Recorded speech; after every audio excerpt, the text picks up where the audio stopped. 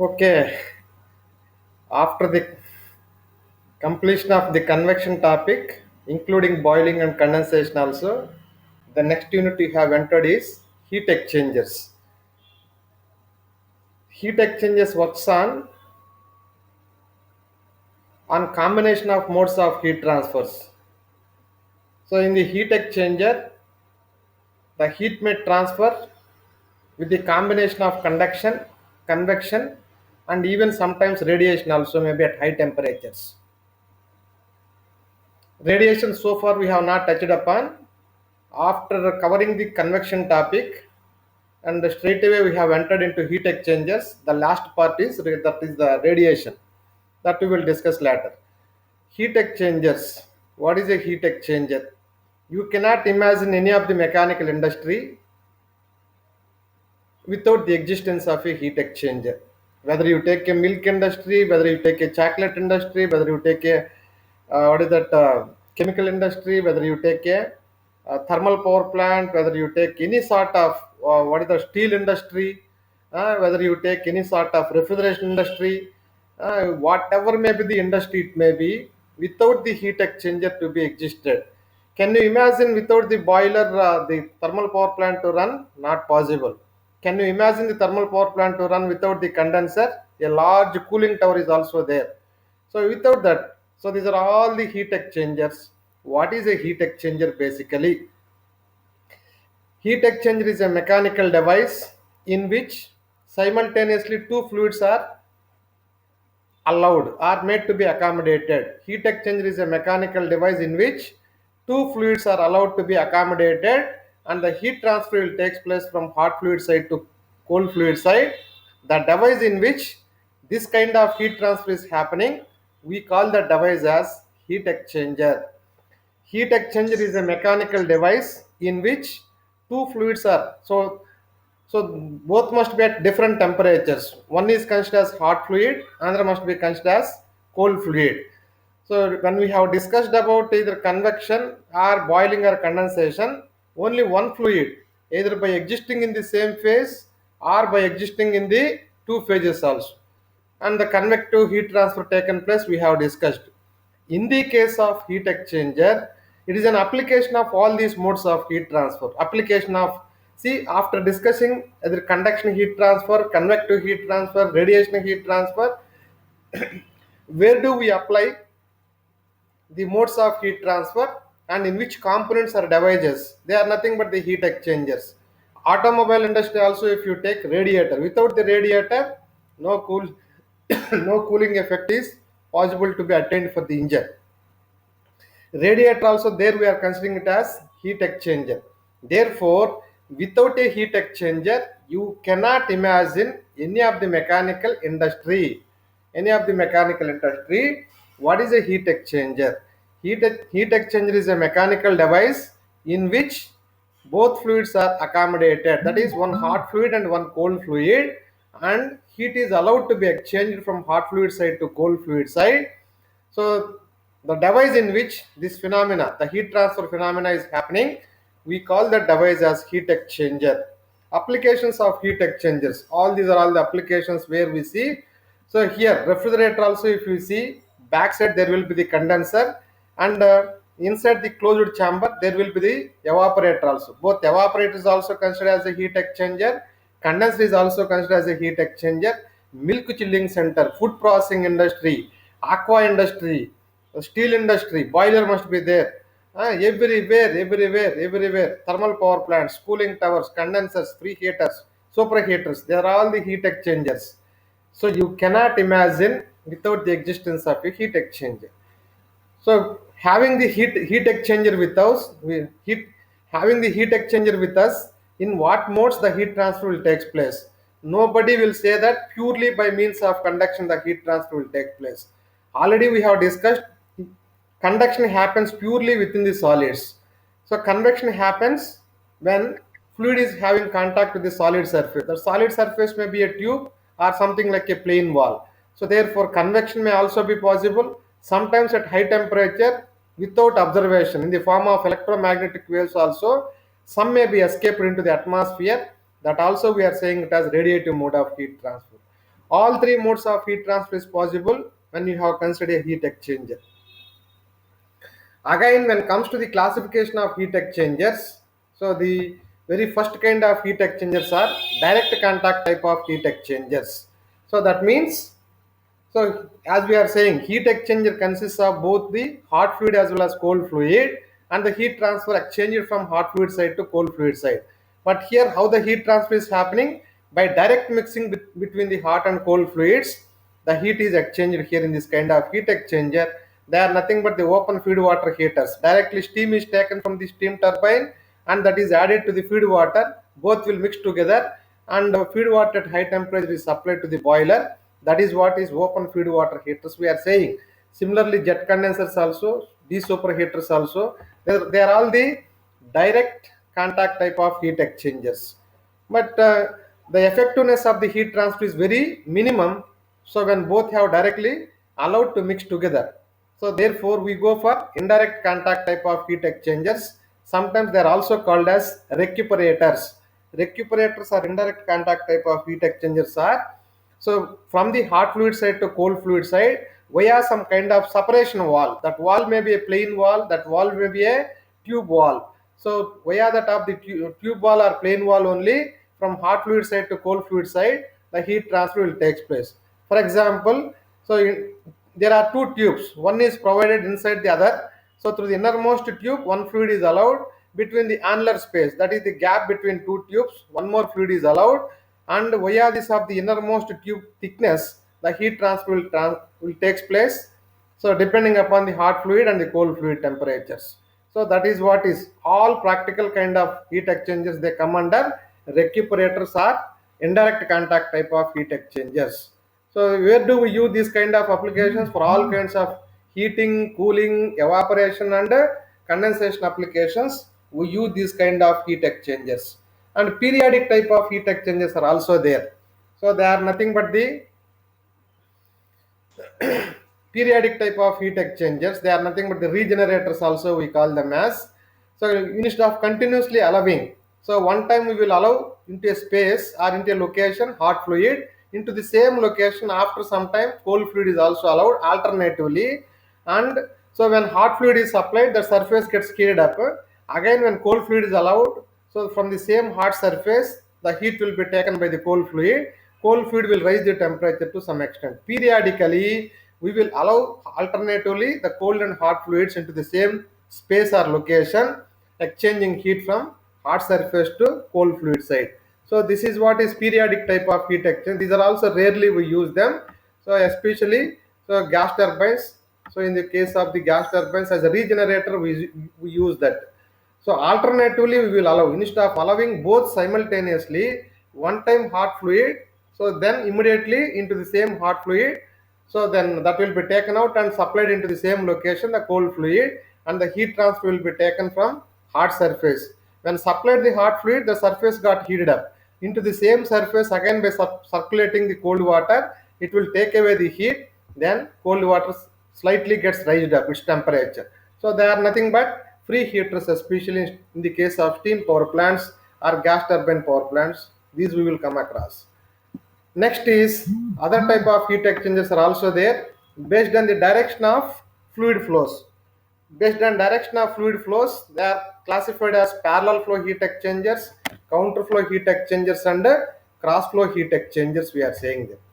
Parallel flow heat exchanger. If you see here, heat exchanger basically consists of one hot fluid and cold fluid. If both fluids are allowed to travel in the same direction while exchanging the heat.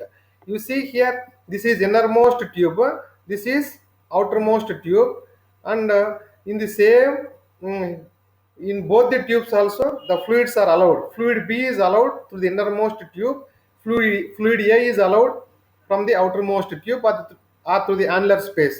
That is the space between inner tube and outer tube. So we say it as annular space. So through the annular space, fluid A is allowed. Through the innermost tube, fluid B is allowed.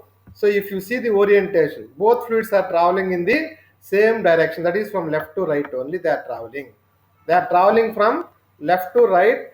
And so suppose if you treat the innermost fluid B as hot fluid and outermost fluid, that is fluid A, as cold fluid, via this of the tube surface.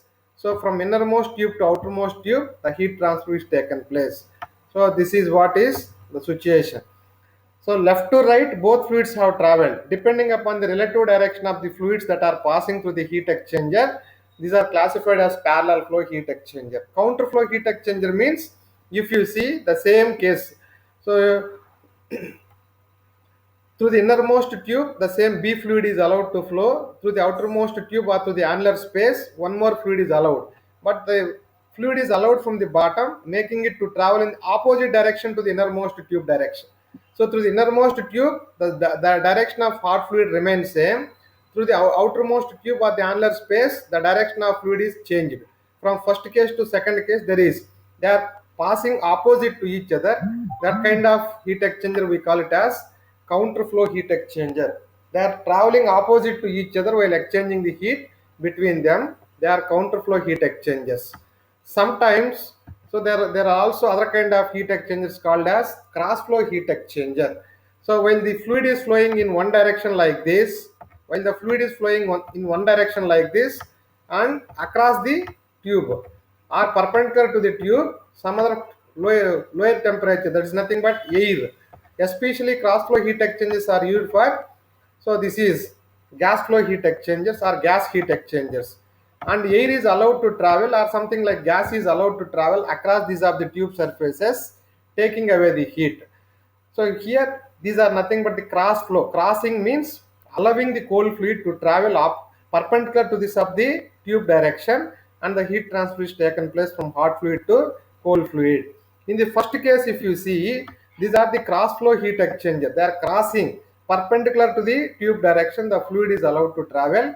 These are nothing but cross flow heat exchangers. So with cross flow heat exchangers, the first one we are saying it as both fluids are unmixed. Both fluids are unmixed means, so here how many numbers of tubes are there in this heat exchanger? 1, 2, 3, 4, 5, 6. So independently through all the tubes, the fluid is flowing. That may be a hot fluid, we can say it as. So across the tubes, there are the number of plates are attached. So there are how many plates are there? 1, 2, 3, 4, 5, 6 plates are there. So here from plate to plate, the compartments are formed off. So whatever portion of air is entering between the plates, that is not mixing with the other part of the plates. So that is not mixing with the other part of the plates. So independently between the plates, the air is flowing as a cold fluid, and independently through the tubes, the fluid is also flowing, and the direction of the travel of the fluids are perpendicular to each other. So along the length, the tube fluid is flowing perpendicular to the tube, the air is allowed to flow, and this kind of orientation we call it as cross flow. But here, so the tube fluid does not mix with the other tube fluid. So the air in the one compartment of, for the air in the gap between two plates is not mixed with the gap between two other plates. So that is what air does not mix between the compartments. So this is the tube fluid does not mix with other tube fluids. So independently through the tubes, the fluid is flowing, and independently between the compartments of the plates, so the air is also traveling. So that means air is not mixed together between the compartments. Tube fluid is also mixed. So between the tubes also. Independently through the tubes, the fluid is flowing. Independently through the compartments, the cold fluid is also allowed to circulate. And this is what is the case we are saying as cross flow heat exchanges with the both fluids unmixed. Both fluids unmixed. So the next case, if you see here, there are also number of tubes through which one kind of fluid is allowed to flow. How many tubes are there? Top side 3, middle 3, bottommost 3. So here independently through all the tubes, the fluid is flowing. So the fluid passing through this tube is not mixed with this tube, is not mixed with this tube. Independently through all the tubes, the tube fluid is flowing, but whatever the air is allowed to flow, so that is mixed over the all numbers of tubes. Whatever, there is no restrictions like the plates are provided here. So after providing the plates, the air that is passing between these two plates is not mixing with the next two plates. That is not mixed with the next two plates. That is not mixed with the next two plates, like that. But whereas here, the air is allowed, with the air which is allowed to pass over these of the tubes, that is mixed everywhere of the tubes. That means Air is getting mixed everywhere. Air is getting mixed everywhere, but the tube fluid is not mixing. Independently, that is flowing through the tubes. So therefore, wrongly I have mentioned here. So this is a cross flow heat exchanger with one fluid mixed. So which fluid is getting mixed? Air is getting mixed. Another fluid is getting unmixed. So this is a cross flow heat exchanger with one fluid mixed and another fluid unmixed. Wrongly I have mentioned here, both fluid mixed is wrong. So this is wrong I have mentioned, but this is nothing but the cross flow heat exchanger with the one fluid mixed and another fluid unmixed. Which is getting mixed? So the air that has passed over the tubes is getting mixed everywhere, and the tube fluid is not mixed with the next tube fluid. So therefore the tube fluid is considered to be unmixed case, and airflow is considered to be a mixed fluid. So this is a cross flow heat exchanger with one fluid mixed and another fluid unmixed case. So next is other kind of heat exchangers are there. They are nothing but the shell and tube type of heat exchangers. Shell and tube type of heat exchanger. What is the importance of the third kind of heat exchangers there? Shell and tube type. Suppose from any of the heat exchanger also, when my objective is to dissipate or to transfer more heat from hot fluid side to cold fluid side, I need to exchange more and more of the heat, from hot fluid side to cold fluid side, and in a specific region the area of the space available is little. So in the industry, the space available to accommodate the heat exchanger is smaller, and I need to exchange more amount of heat using that of a heat exchanger from hot fluid side to cold fluid side. In that case, so what can I go? So what can I do or what can I go? That is what is neither of the heat exchangers so far we have discussed may not be suitable to be used. Why? Because so when I am expecting large heat to be dissipated between the fluids, the size of the heat exchanger also must be larger. When size of the heat exchanger is larger means the length also must be larger. But I have told you space is restricted. I cannot increase the length of the tubes. I cannot increase the length of the tube. That is one constraint. Another constraint is, so other way also if you think, okay, by decreasing the length of the tube, if you feel that, so if you provide more number of tubes, if you provide more number of tubes, if you feel that by decreasing the length and when you are accommodating more number of tubes in the heat exchangers are, suppose if you are increasing n value, that means more number of tubes to be accommodated, the diameter of the tubes must be reduced. So one option is, so within the available small space, we cannot increase the length of the tubes. That is restricted. One more thing is, even if you try to reduce the size of the heat exchanger, then we can try to provide more number of tubes. To be accommodated more number of tubes means the diameter of the tube must be as lesser as possible. Otherwise, more tubes cannot be accommodated. Suppose if you have decreased the diameter, what will happen? Pressure drop already, Darcy-Weisbach equation you have studied in fluid mechanics. What is pressure drop here? That is proportionate to 4F LV square by 2GD. So therefore, between diameter and pressure drop is, if diameter get decreased, pressure drop is very high. So when there is no sufficient pressure, continuous flow cannot be expected. So on decreasing the diameter of the tube, so then more pressure losses will take place. After some length, there will not be so required pressure to have the flow further. So therefore, when flow has continuously stopped, so then the use of the heat exchanger gets, so what is that? That gets meaningless. So use of the heat exchanger will not have will not have any meaning at all. So that is why, so when our requirement is to dissipate more amount of heat from a heat exchanger, so from a smaller area that is available to be accommodated. In that case, what can be done? So one option is to increase the size of the heat exchanger. When size is increased, length must be automatically increased. So but length cannot be increased to a larger value. Why? Because space available is smaller. So other way also if you think, okay, by decreasing the diameter, if you try to accommodate more number of tubes, on decreasing the diameter, pressure loss will increase after some length of the tube. Then what will happen? When no pressure is available, So fluid momentum cannot be expected further.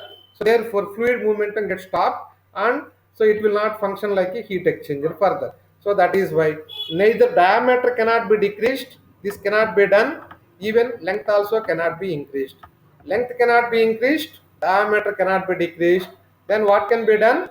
So here, so we should go for using shell and tube type of heat exchangers. Shell and tube type of heat exchangers, what do we do? Shell is nothing but a cylindrical type of drum.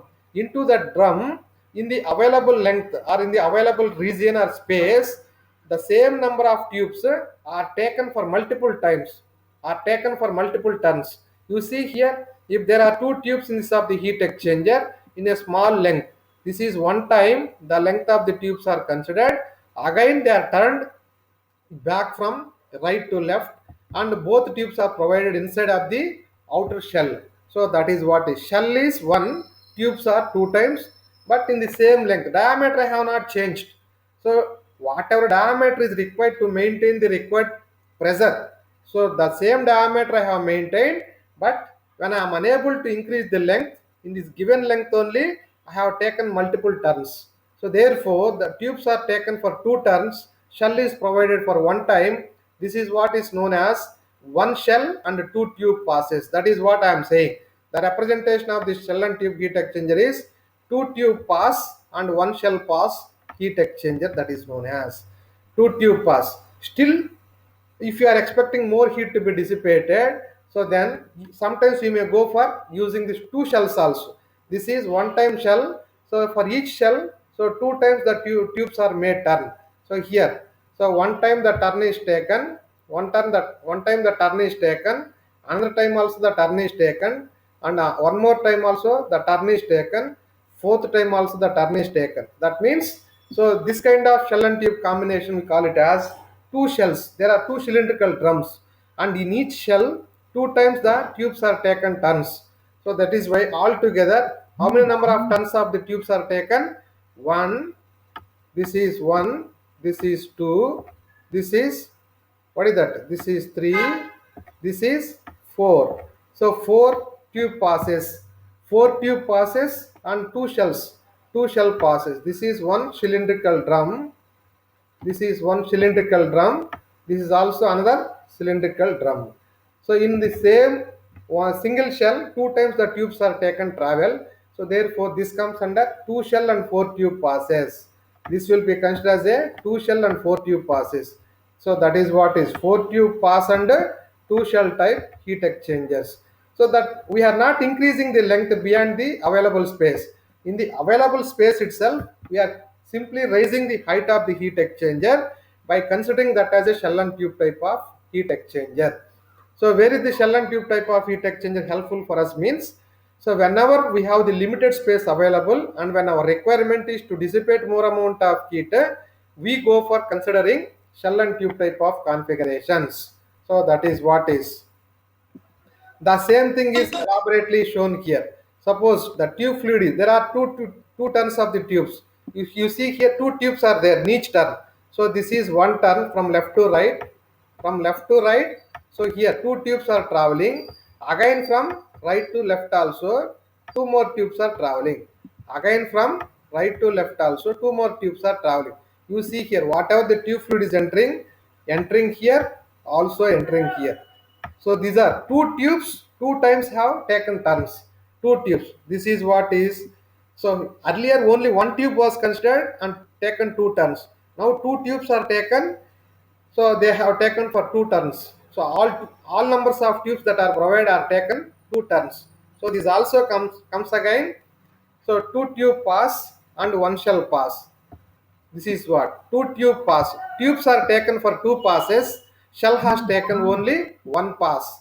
One pass means from one side to other side, one time only the travel of the momentum is taken place. In the shell, the fluid is entering from the bottom by making contact with all numbers of tubes.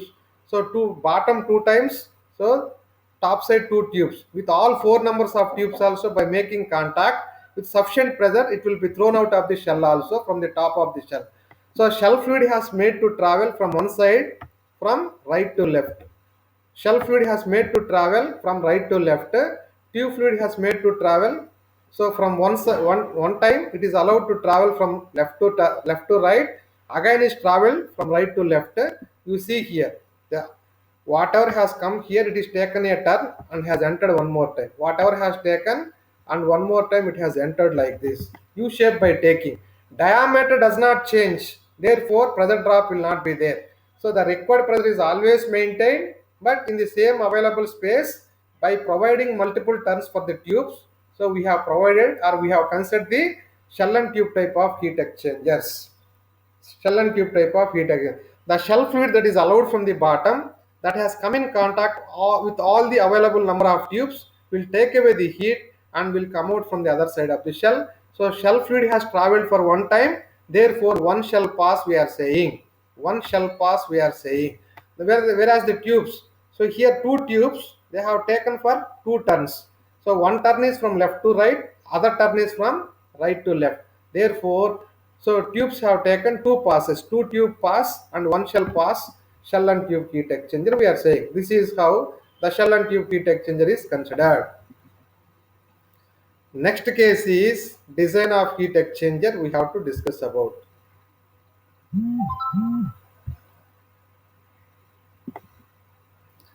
So what is the design of heat exchanger?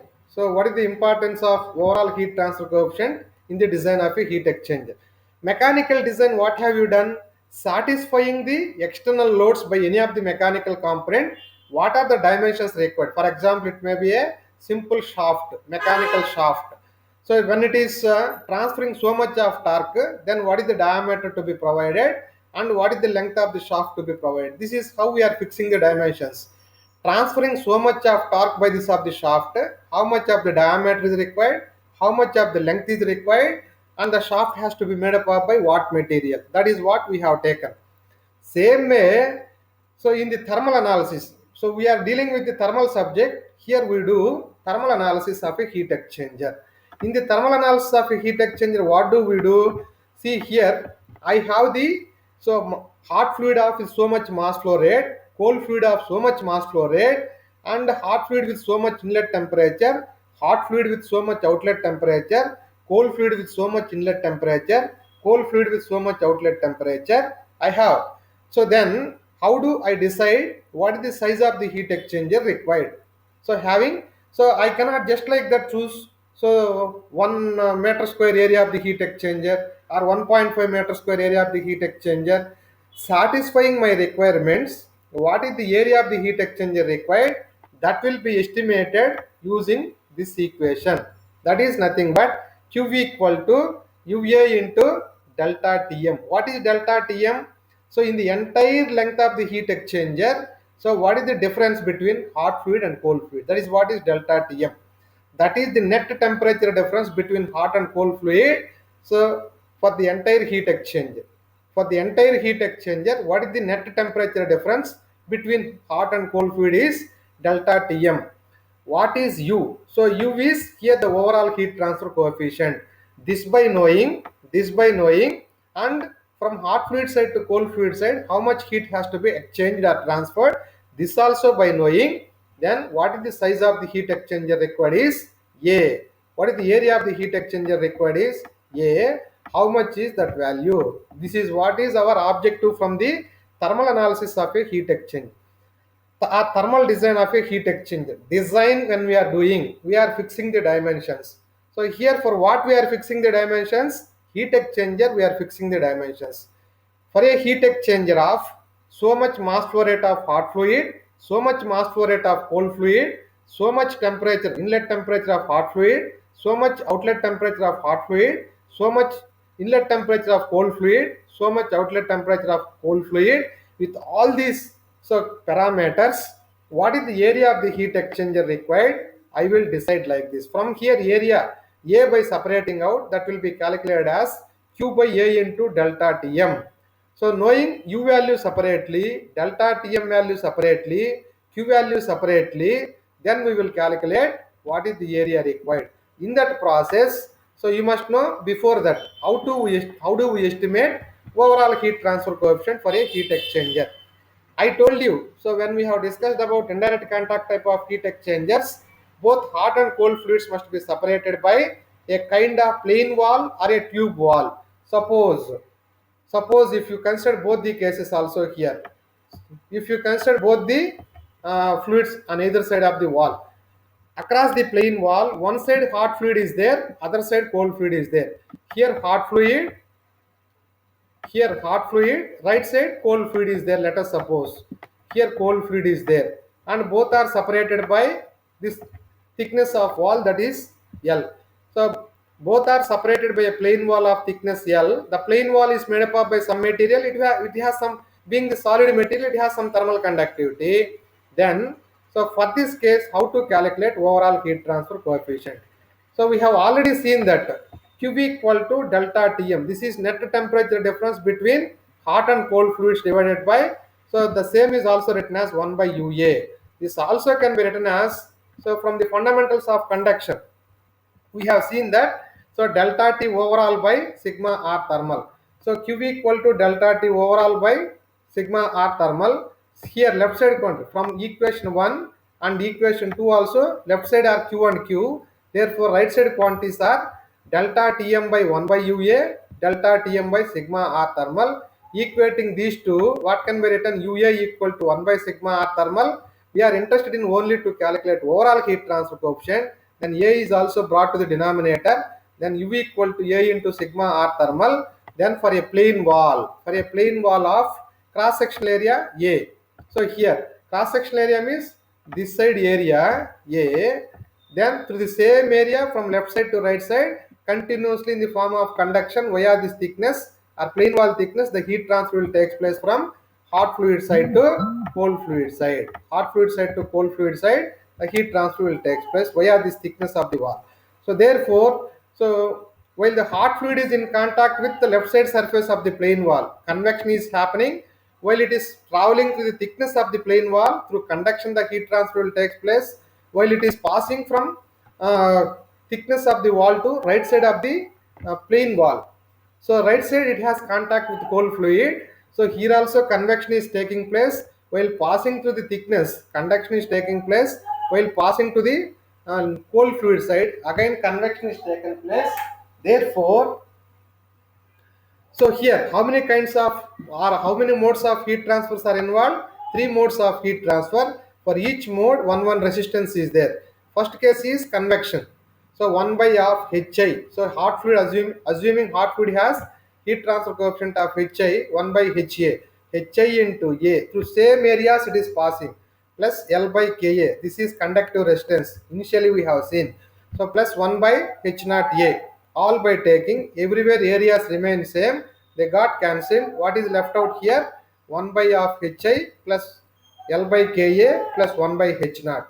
If this is not the case, if hot fluid is considered right side, cold fluid is considered left side. If you try to calculate from this side to this side, then overall heat transfer coefficient equation becomes, first we start with 1 by H naught plus L by Ka plus 1 by Hi. But either of the way also the equation remains same.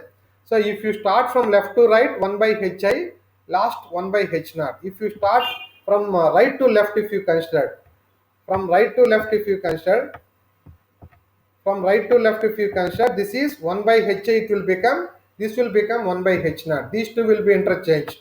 These two will be interchanged, but either of the case also the equation remains same.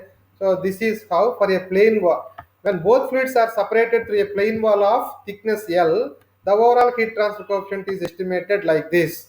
That is of using this equation. If that is not the case, next, so through a cylindrical tube, so through the innermost level, the hot fluid is allowed. On the outer side of the tube, the cold fluid is allowed. So here cold fluid is allowed, outermost level, innermost level, hot fluid is allowed. Let us suppose. So next case, what do we do? Hot fluid will allow it to travel on the outermost level. Cold fluid we will allow it to travel through the innermost level of the tube. So therefore, so depending upon the, what is that, position of the hot fluid and cold fluids, so we can calculate. So when heat is transferred from internal side to outside, or from outside to internal side, or from outside to internal side. So this is what, this also may be possible, this also may be possible depending upon, suppose if you consider based on hot fluid taken internally or based on hot fluid taken outside. So in that case, what do we do? So for a cylindrical wall, so this is what is overall heat transfer coefficient when hot fluid is considered on the outer surface. Oh, when hot fluid is considered on the outer surface through the innermost tube or through the innermost diameter here. Through the innermost diameter, cold fluid is allowed. Outside, hot fluid is allowed. For that case, I am calculating what is overall heat transfer coefficient. Again, 1 by half. So when considered based on outer surface area is different. When I consider the inner surface area is different. Therefore, for a cylindrical wall, so if I am considering based on outer surface area where hot fluid is in contact, outer surface overall heat transfer coefficient equal to, so 1 by half, and u naught is taken here, a naught must come, divide, that is equal to a naught into 1 by half ha. So h naught into a naught from outside, h naught into a naught. So while passing through the thickness of the cylinder, what is the conductive resistance? So ln r naught by ri by 2 pi kl, and again while passing to the inner tube fluid. So that means from outer to, suppose here hot fluid is there. So now from hot fluid to outer surface of the tube. Next through the thickness of the tube. Next from the inner side of the surface of the tube to inner fluid. So like that there are three different resistances we are considering. One convective resistance, one conductive resistance, one more convective resistance. This is what is, so one convective, one conductive, one more convective resistance. All three by taking, but here A naught value equal to 2 pi R naught L. So the respective terms by cancelling. So U naught is estimated as 1 by H naught plus R naught by K, ln R naught by Ri plus 1 by Hi into R naught by Ri is left out. Similarly, so instead of considering the hot fluid on the outer side of the tube, through the innermost tube when the hot fluid is permitted to take place, so now the heat transfer coefficient, overall heat transfer coefficient based on inner surface is calculated. In that case, it will become, earlier it was 1 by H naught, now it will become 1 by Hi. So when based on outer surface if you calculate this, based on inner surface if you calculate, then it will be changed like this, 1 by Hi plus R naught by K place Ri by K, it will become as usual ln R naught by Ri plus R naught by Ri. Instead of R naught by Ri, we are taking it as Ri by R naught. If you are calculating based on inner surface, if you are calculating based on outer surface, there is a little change of values of overall heat transfer coefficients. There are the little change of values of overall heat transfer coefficients when you have considered. So where I and O represents here are inside and outside surface of the walls. But in any case also the product of UA is constant. UA means if it is applied for internal surface, that means hot fluid when it is traveling to the innermost level, other side when hot fluid is allowed to flow over the outer surface. In both the case also the product of overall heat transfer coefficient and the area through it is flowing, overall heat transfer coefficient and the area over which it is flowing, the product are same. Ui Ai equal to U naught A naught. So roughly, so we are familiar. Compared to Ai, A naught is larger. Since A naught is greater than Ai, in general, for a tube heat exchanger, so if you calculate the overall heat transfer coefficient based on internal surface, that is always larger than the overall heat transfer coefficient estimated on outer surface. Why? Because so here the surface area for outer surface is larger compared to the surface area calculated for internal surface. So that is what is. On that condition, Ui is for a tube heat exchanger, Ui is always greater than the U naught value. Ui is always greater than the U naught value. This must be known. So afterwards, let us solve few problems on the heat exchanger.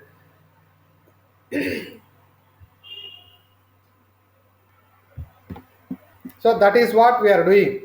So water heated at 80 degrees centigrade, water heated to 80 degrees centigrade flows through a 2.54 centimeters ID and 2.88 centimeters OD. So that means, so through a tube, so hot fluid is flowing at 80 degrees centigrade. It has inner diameter of here to here, di. So outer diameter means here to here, outer diameter is 2.88 centimeters. And for this tube material, The thermal conductivity is given, that's value equal to this much. The tube is exposed to an environment. Outside it has the contact with the air, outside air. The tube is in contact with the outside air. So that is what we are saying. Outside it is in contact with the air. Air of temperature they have given, exposed to environment which is known to provide average convective heat transfer coefficient of H naught value equal to 30,800. By having contact with air outside, the respective heat transfer coefficient. When fluid is in contact, there the convection is happening. So then H naught value is known. The water velocity is 50 centimeters per second. Through the tube, water is entering. This is what is mean velocity. So this is what is mean velocity is zero point 0.5 meters per second. Mean velocity of water flowing is 0.5 meters per second. 0.5 meters per second. Calculate the overall heat transfer coefficient they are asking. So heat based on outer area of the pipe. You see here clearly they have mentioned. So that means based on outer area means U naught is asked to calculate. U naught, not the UI they have asked you to calculate. So therefore, to substitute into that of the U naught equation, what is required? To substitute into that of the U naught equation, what is required? You see here U naught is obtained as, you see, 1 by H naught. H naught is given, R naught is given, K is given, R naught Ri is given, HI is not known. So to substitute in this form of equation and to get the value of U naught, so therefore HI must be calculated. How do we calculate HI? Let us see that. How do we calculate that HI? Let us see that. So that is what we are doing.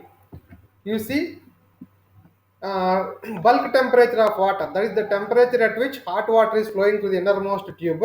So therefore at 80 degrees centigrade, water properties are taken from the, what is that, data book, that is HMT data book. From there Reynolds number is calculated. Then through the tube the flow taking place is laminar or turbulent, we will decide. So then if it is more than 2300, it is turbulent. So 34,890 is more than 2300, then the turbulent flow is taken place through the tube. And so for a turbulent flow, the Nusselt number equation, Daites-Boulter equation is taken from the data book. Into that by substituting, Nusselt number is calculated. Since Nusselt number equal to HI di by K, then HI is calculated. This is indirectly is estimated. Instead of straight away giving the HI value for the water while having contact, HI is calculated based on the available relations, and that's value equal to 3575 watt per meter square Kelvin. Now we know what is HI.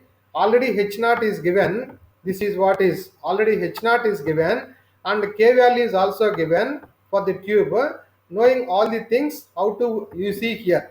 So U naught is estimated as 1 by H naught, R naught by K, ln R naught by Ri, R naught by Ri into 1 by Hi, into which all by substituting, this is what is the overall heat transfer coefficient we have estimated. This is how we will solve the problems. This is how we will solve the problems. Hope you have understood. Now I will be closing here. Don't move away. Don't move away. So hope you have understood here. And tomorrow's class we will continue further. So don't leave. I am taking the photograph of this.